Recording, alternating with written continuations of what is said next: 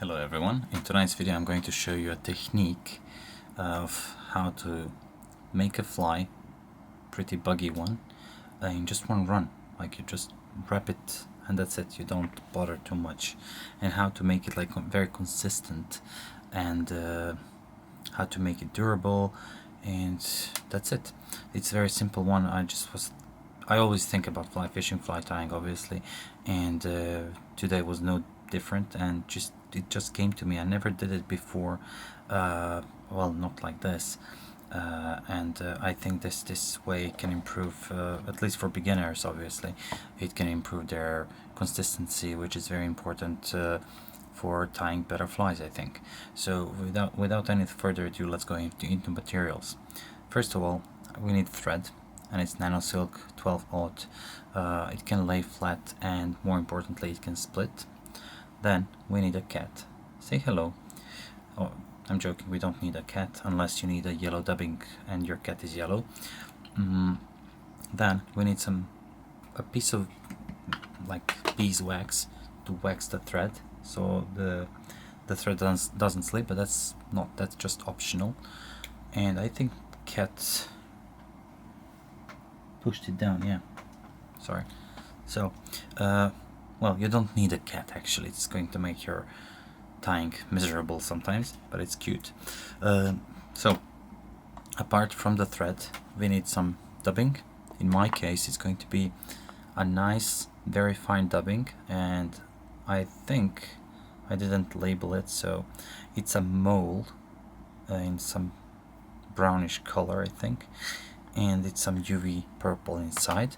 And here, for more scruffy dubbing, I have hair, I have some 2 colors of CDC, yellow and natural, I have some ice dub, and it's quite cool, it's quite buggy dubbing.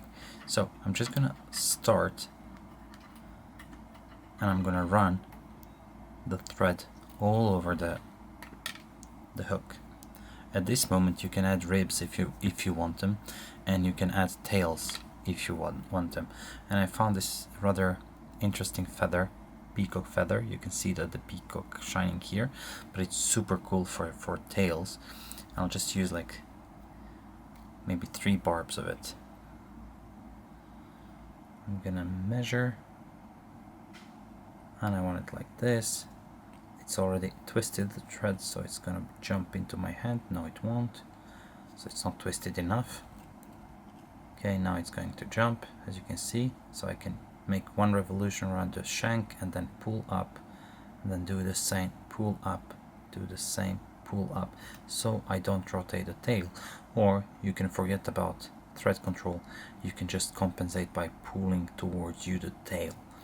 Now I want to flatten my thread at this point because I want to make taper in this fly, to make flat thread, so I can make more even transitions.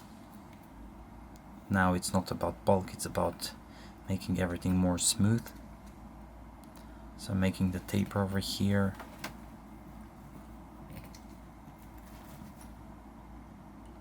Now, as you can see, this looks nice, it's not too abrupt, it's okay. It's just like nice, delicate taper. And now with flat thread again, I'm going to the rear. And here, I want to show you something very simple.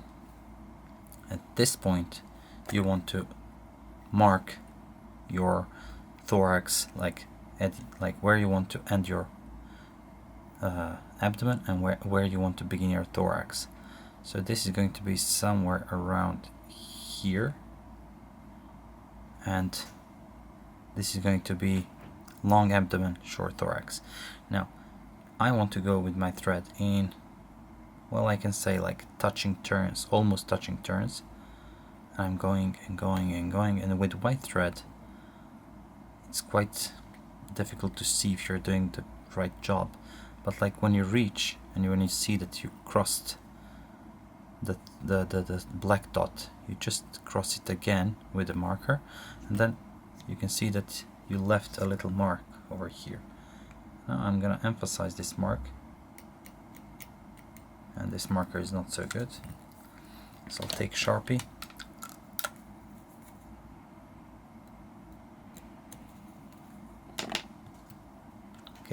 Now I'm going to cover the thorax area, and I'm going to go a little bit in the tungsten, so I want like very dense, and then I'm going to mark the thread again.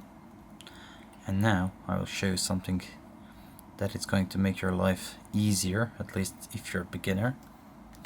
So this is a hook, I forgot to say that. This is a hook size 10, 3.5mm bead. Now I can take my ruler. If you're American, I guess you're going to use inches, but I'm not.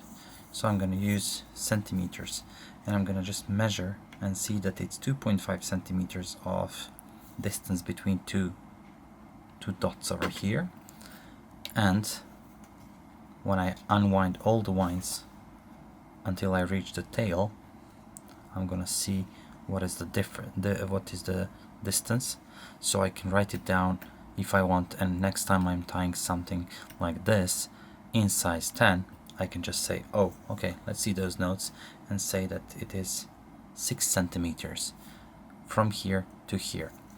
Now, this is how you copy and paste everything in this case. So all I need is to flatten the thread. Okay, flatten the thread a little bit more. So I'm just running the needle here and seeing if it's flat all the way down. Open the thread.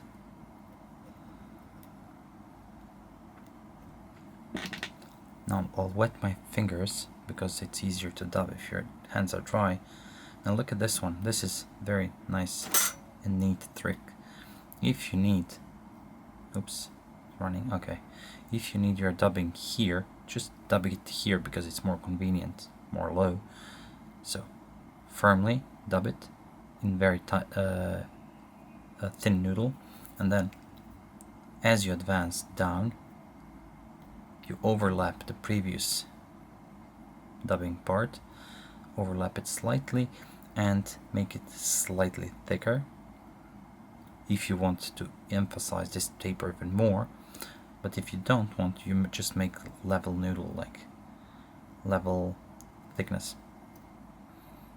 So I'm gonna finish it soon. Let me see. Yeah, it's here.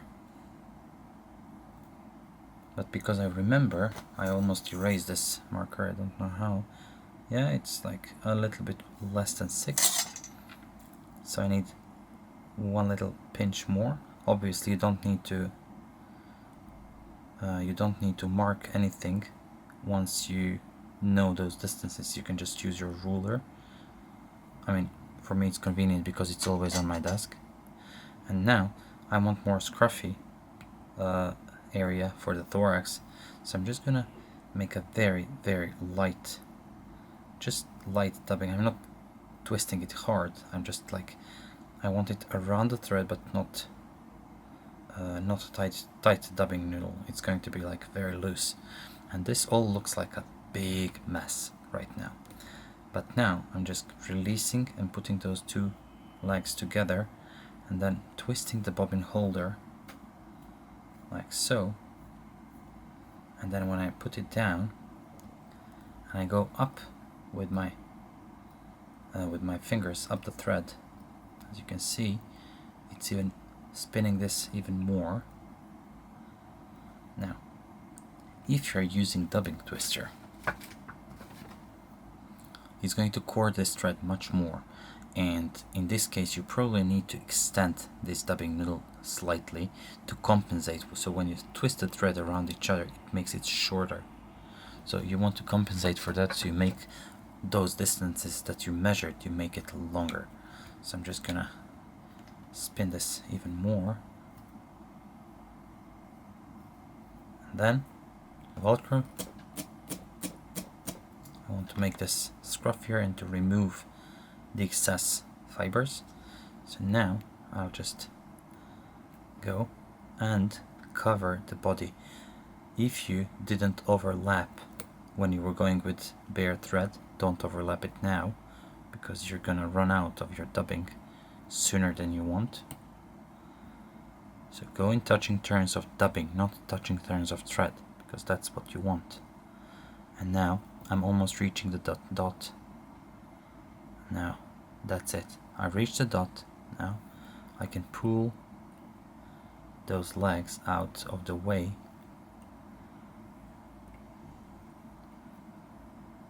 And that's it.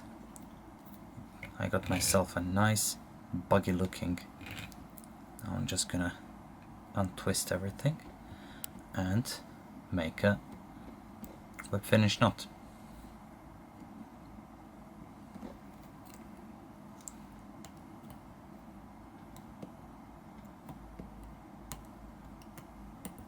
That's it. Need to tighten the knot, and that's it. Now you can add hotspot if you like. Not necessary if you ask me. I mean, in the first place, that's why I used copper bead, because I don't want any hotspot. I like the shine of the materials that I included. I like the shine of the tail, so I think this is nice and scruffy, buggy looking nymph that can imitate quite a few things in the water. Now this is a very simple technique that you can use for most things. Obviously not if you're going to tie a pheasant tail, but yeah, it's going to help. I mean, you can use if you're doing dubbing of the pheasant tail for the thorax, so you have pheasant tail here and then thorax, you know that the thorax will be around 2.5 centimeters if this is the size of the hook you're using, less if you're using smaller, and vice versa. So guys, I hope you liked this video. I hope it was useful for you. Please like it, share it, comment down below. I would like to hear your opinion. Until next time, tight lines and keep safe.